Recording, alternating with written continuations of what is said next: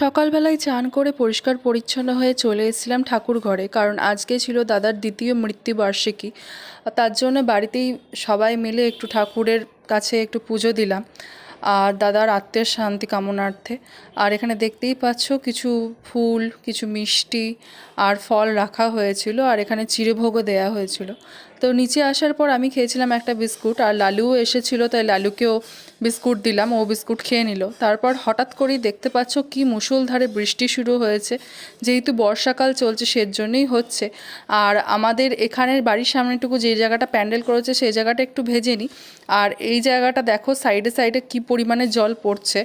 আর দাদার পুজোর জন্য এই মিষ্টিটাও আনা হয়েছিল, তো ভাবলাম এই মিষ্টিটারও একটা ভিডিও করে তোমাদেরকে দেখিয়েই দিই।